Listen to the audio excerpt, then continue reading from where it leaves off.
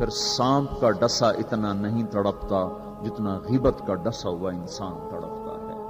پھر سانپ میں اتنا زہر نہیں ہوتا جتنا اس گندی زبان میں زہر ہوتا ہے. شیر کا پنجہ اتنا نہیں پھاڑتا جتنا یہ 2.5 انچ کی زبان گوشت کو چیر پھاڑ کے رکھ دیتی ہے. پیٹرول اور گیس کی آگ سے وہ آگ نہیں بھڑکتی جو اس چھوٹی سی زبان سے آگ بھڑکتی ہے. شہروں کے شہر جل رہے ہیں اور اس کے پیچھے بات کیا ہے؟ غیبت. غیبت، گندا بول، گندا بول. ہاں، اگر گھروں کو جنت بنانا ہے غیبت چھوڑ دو. دھن رے دھنیے اپنی دھن، پرائی دھنی کا پاپ نہ پن. تیری روئی میں 4 بنولے، سب سے پہلے ان کو چن. کیا مطلب؟ اوروں کی برائیاں نہ دیکھو، اپنی برائیاں دیکھتے رہو، دیکھتے رہو. اپنی کمیاں دیکھو گے تو اللہ تعالیٰ مرنے سے پہلے توبہ نصیب فرما دے گا اور ساری دنیا تمہیں اچھی نظر آئے گی. اگر اپنی اچھائیاں دیکھو گے اور اوروں کی برائیاں دیکھو گے تو اللہ توبہ کا دروازہ بند کر دے گا. سارا جہان آپ کو برا نظر آئے گا، اپنی ذات آپ کو بڑی اچھی نظر آئے گی اور بڑی قابل تعریف نظر آئے گی. اور اس کے ساتھ پھر تکبر پیدا ہوتا ہے اور تکبر میں مرنے والا جنت کی ہوا بھی نہیں سن سکتا. پہلے عجب آتا. عجب کیا ہے؟ میں بڑا اچھا ہوں، میں بڑا اچھا ہوں. یہ عجب ہے، میں بڑا اچھا ہوں. صرف اس حد تک، میں بہت اچھی ہوں، میں تو بہت اچھی ہوں، میں تو بہت اچھا ہوں. یہ عجب. جب عجب کو لگام نہیں دے گا تو اگلا درجہ آئے گا، اگلا درجہ. عجب اور تکبر کی حد ساتھ ساتھ ملی ہوئی ہے. اس لیے بارڈر پر پولیس کھڑی ہوتی، بارڈر پر فوجیں کھڑی ہوتی. بھائی اب اس میں بارڈر مل نہ جائے تو عجب اور تکبر کا بارڈر ملا ہوا ہے. تکبر کیا ہے؟ میں بڑا اچھا، وہ بہت گندا. میں بڑی اچھی، وہ بہت گندی. اپنی اچھائی کے ساتھ جب اگلے کی نفرت پیدا ہو جائے، اگلے کی حقارت پیدا ہو جائے، اس کا چھوٹا ہونا دل میں اتر جائے تو پھر یہ تکبر ہے. تکبر. اور تکبر عزازیل را خار کرد. شیطان نے شرک تو نہیں کیا تھا، تکبر کیا تھا. انہوں نے کہا میں سجدہ نہیں کرتا. اتنی بات تو اس کی ٹھیک ہے کہ مخلوق کو سجدہ نہیں ہوتا، لیکن کیوں نہیں کرتے؟ کہ انا خیر منہ. تو دو باتیں. اللہ نے زمین آسمان سے کہا میری مانو، ان کا یا اللہ ہم نہیں مانتے. اللہ نے شیطان سے کہا میری مانو، ان کا یا اللہ میں نہیں مانتا. تو زمین آسمان کو کچھ نہیں کہا، شیطان کو مردود کیا. کیوں؟ دونوں نے. انا اردنا الامانۃ علی السماوات والارض والجبال. ہم نے آسمان، زمین، گلگت کے پہاڑوں کو کہا میری امانت اٹھاؤ. فابین ان یحملن منها. اور کہا نہیں یا اللہ ہم نہیں اٹھاتے، ہم نہیں اٹھاتے، ہم نہیں اٹھاتے. ان کو تو کچھ نہیں کہا. اللہ نے کہا وَإِذْ قُلْنَا لِلْمَلَائِكَةِ اسْجُدُوا لِآدَمَ فَسَجَدُوا إِلَّا إِبْلِيسَ. اللہ نے کہا سجدہ کرو. شیطان نے کہا میں نہیں کرتا. مَا مَنَعَكَ أَن تَسْجُدَ لِمَا خَلَقْتُ بِيَدَيَّ. تو سجدہ کیوں نہیں کرتا؟ زمین آسمان تم بوجھ نہیں اٹھا رہے؟ نہیں اللہ ہم نہیں اٹھائیں گے. شیطان تو سجدہ کیوں نہیں کر رہا؟ میں نہیں کر رہا. فرق کیا ہے؟ شیطان نے کہا میں نہیں کرتا. کیوں نہیں کرتے ہو؟ انا خیر منہ، میں اچھا ہوں، یہ برا ہے. خلقتنی من نار، میں آگ سے بنا، آگ اوپر جاتی. دیکھو نا، دیا سلائی کو آگ لگاؤ اور اس کو الٹا بھی کرو تو آگ اوپر جاتی، آگ اوپر جاتی. خلقتنی من نار وخلقتہ من طین. میں آگ سے، یہ مٹی سے. استخبر، وہ متکبر ہوا. نہ کہ دفع ہو جا. اچھا زمین آسمان نے کہا ابھی اللہ ہم نہیں اٹھاتے. اللہ کہا کیوں؟ واشفقنا منها، یا اللہ ہمیں تیرا ڈر لگتا ہے، یا اللہ ہمیں تیرا خوف ہے کہ ہم تیری امانت اٹھا نہیں سکیں گے. یا اللہ ہماری ہمت نہیں کہ ہم تیری امانت. واشفقنا منها، وہ ڈر گئے کہ یا اللہ ہمارا بس کا نہیں ہے. اللہ کا جاؤ معاف کر دیا. انہوں نے کہا میں اچھا. ان کا تو مردود ہے قیامت تک کے لیے. تو میرے بھائیوں بہنوں، ایک بہت بڑی آگ ہے جو جنگل کی آگ سے بھی زیادہ شدید ہے، اور یہ زبان کا غلط بول ہے. یہ غیبت ہے. یہ غیبت جو سب سے زیادہ انسانوں کو جہنم میں لے کر جائے گی، سب سے زیادہ انسانوں کو جہنم میں گرائے گی. عیسیٰ علیہ السلام گزر رہے تھے، ایک ڈاکو بیٹھا تھا پہاڑ کی چوٹی پر. اس کی نظر پڑی، اس کو خیال آیا میں کیا زندگی گزار رہا ہوں. انہوں نے کہا یا اللہ میری توبہ مجھے معاف کر دے، آئندہ تیرے نبی کا ساتھ دوں گا، اور یہ کہہ کر پہاڑ سے نیچے اتر آیا اور ساتھ چل دیا۔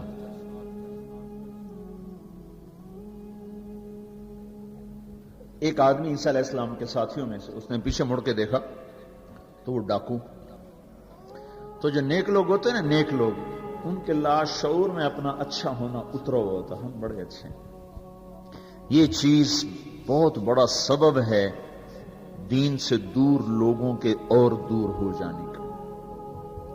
جنید جمشید گلوکار ہے، گانا گانے والا، اب ماشاءاللہ توبہ کر لیے، مجھ سے بڑی داڑھی ہے، مجھ سے بڑی پگڑی باندھتا ہے۔ 6 سال ہم اس کے پیچھے پھرتے رہے۔ جب اللہ نے اس کو توبہ کی توفیق دے دی تو اس نے مجھ سے کہا میں صرف اس وجہ سے ان راہوں پہ چلا کہ تم نے مجھے حقیر نہیں سمجھا اور نفرت کا اظہار نہیں کیا، اور دوسرا کبھی فتویٰ نہیں سنایا کہ تو حرام کھاتا ہے، حرام ہی تو کھا رہا ہے، یہ ہم نے کبھی منہ سے نہیں کہا تو حرام کرتا ہے، حرام کھاتا ہے۔ سنتے رہے سنتے رہے سنتے رہے، چلتے رہے چلتے رہے۔ 6 سال کے بعد خود ہی توبہ کر لی، 3 چلے بھی لگا دیے اور داڑھی بھی رکھ لی اور چلے بھی لگ گئے اور کتنے حج ہو گئے، اور اس کے پیچھے کیا تھا؟ صرف محبت۔ اس کے گناہ کا اس کو تانا نہیں دیا۔ تو یہ جو تانا دینا ہوتا ہے یہ اور لوگوں کو دین سے دور کرتا ہے۔ تو اس آدمی نے عیسیٰ علیہ السلام کے ساتھی نے یوں دیکھا اور بڑی حقارت سے کہا ہاں بڑے آئے ہیں، یہ جو نیک لوگ ہوتے ہیں، نیک پاک پاک پاک عورت، پردے دار عورت، کوئی آ گئی ایسی بیچاری تھوڑی سی اعمال میں ڈھیلی تو اس کو بڑی ایسے نفرت کی نظر سے دیکھتی، آپ بڑی نیک حاجن بنتی، اس کو ایسی نظر سے دیکھتی۔ یہی حال یہ پکے پکے نمازیوں کا ہے، یہ ایسے دیکھتے ہیں کہ جیسے پتہ نہیں اگلا دین سے ہی نکل گیا ہے۔ تو اس نے یوں دیکھا تو اللہ تعالیٰ نے فوراً جبریل کو بھیجا، کہا میرے روح عیسیٰ تیرے پیچھے 2 آدمی آ رہے ہیں، ایک تیرا ساتھی ہے، ایک ڈاکو اور چور و چکا ہے، ان دونوں سے کہو، ڈاکو سے کہو تیری توبہ پر تیرے پچھلے سارے معاف، تو نئے سرے سے عمل کر، اور اپنے ساتھی سے کہو تیری نفرت کرنے پر تیری ساری نیکیاں برباد، تو بھی نئے سرے سے اب نیکیاں کر، تیرا سب ختم، تو ٹھیکیدار ہے میرے بندے کو حقیر سمجھنے کا۔ تو میرے بھائی اور بہنوں، ہمارے گھروں میں آگ ہے، آگ، اور وہ آگ چولہے کی آگ سے تیز ہے، پیٹرول گیس کی آگ سے تیز ہے، اور وہ غیبت کی بھڑکائی ہوئی آگ ہے۔ یہ وہ آگ ہے جو زبان نے بھڑکائی ہے، اس کو پانی سے نہیں بجھایا جا سکتا۔ تمہارا گلگت کا خوبصورت بہتا ہوا دریا، یہ سارے کا سارا روک کر گلگت کے اوپر ڈال دیا جائے تو بھی یہ آگ ٹھنڈی نہیں ہو سکتی۔ اس آگ کو ٹھنڈا کرنے کا اللہ تعالیٰ ہی نے کہا ہے طریقہ، جو بتایا کہ لا یغتب بعضکم بعضا، بند کر لو زبانیں، غیبت مت کرو، لا تجسسوا، ہمارے نبی نے کہا کسی کی ٹو نہ لگاؤ کیا کرتی ہے کیا کرتا ہے، لا تحسسوا لا تجسسوا، تحسس کیا ہے؟ خود پیچھے پیچھے پھرنا، اور تجسس کیا ہے؟ کسی کو پیچھے لگ جاؤ دیکھو کیا، جیسے پولیس بھی نہیں حکومت والے CID لگاتے ہیں نا، CID، یہ تجسس ہے، تجسس جاسوس، اسی سے جاسوس ہے، تجسس سے جاسوس، اور وہ رپورٹ لکھتے ہیں، وہ الٹی لکھیں سیدھی لکھیں، اسی پہ فیصلے ہوتے ہیں۔ تو میرے نبی نے کہا کسی کی ٹو نہ لگاؤ، کسی کی برائیاں نہ دیکھو، برائیوں پہ پردے ڈالو، اچھائیوں کو اچھالو، تو اللہ تمہیں سیدھا جنت کی راہوں پر لے جائے۔ تو جہنم وہ ہے جس میں مسلمان مرد عورتوں کو ڈالا جائے گا جو نافرمانی کرتے، نماز چھوڑتے مر گئے، سود کھاتے مر گئے، حرام کھاتے مر گئے، رشوت لیتے مر گئے، نماز چھوڑتے مر گئے، روزہ چھوڑتے۔ ایک اور بتا دوں، یہ گناہ تو عام ہیں، بہنوں کو حق نہیں دیا اور اس کے ساتھ مر گئے۔ بہنوں کا حق ہے نا باپ کی جائیداد میں، ماں کی جائیداد میں، اگر باپ نے 3 روپے چھوڑے ہیں، ایک بھائی 2 بہنیں ہیں تو 1-1 روپیہ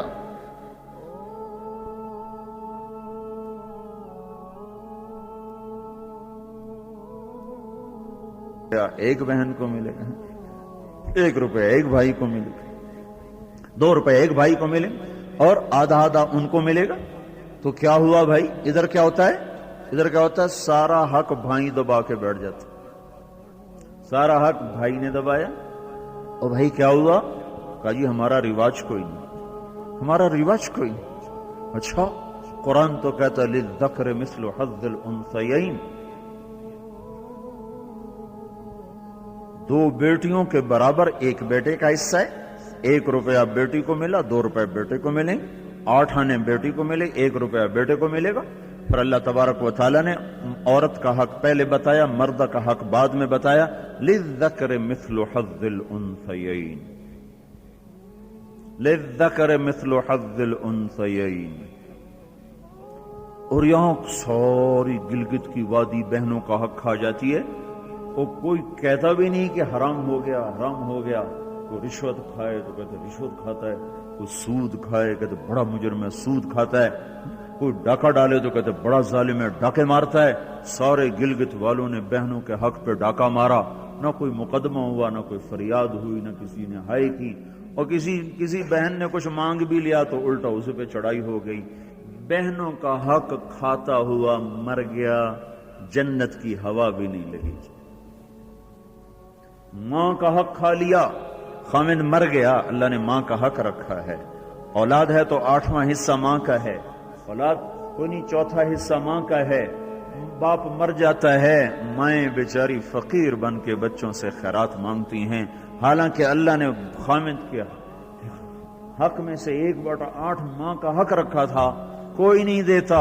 ماؤں کا حق ہڑپ، بہنوں کا حق ہڑپ، اور پھر اس کے ساتھ یہ احساس بھی نہیں ہے کہ میں مجرم ہوں، میں نے ظلم کیا ہے، یہ احساس ختم ہو گیا ہے۔ تو بھائیوں میرے بہنوں، اللہ نے جہنم کو بنایا ہے نافرمان مسلمان مرد عورت کے لیے۔ اگر توبہ نہ کی تو اس میں جانا ضرور ہے۔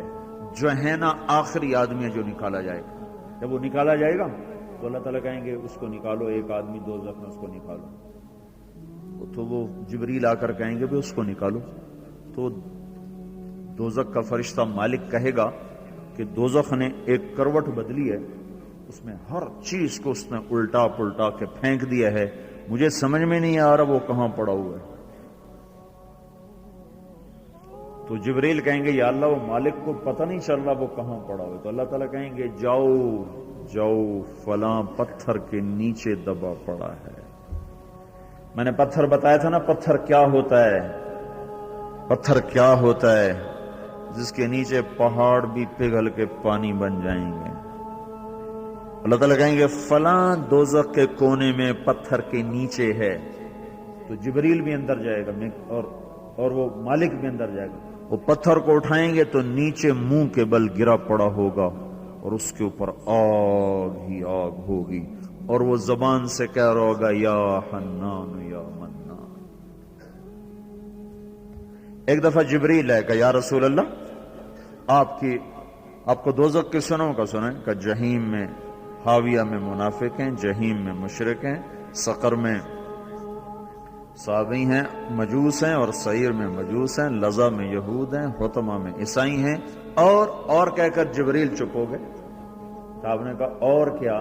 کہ جی آپ سے شرم آتی، آپ سے شرم آتی۔ کہنے نہیں بتاؤ؟ کہا جہنم میں آپ کی امت ہے، نافرمانی کرتے ہوئے جو مر گئے توبہ کیے بغیر۔ تو ہمارے نبی بے ہوش ہو کے گر گئے،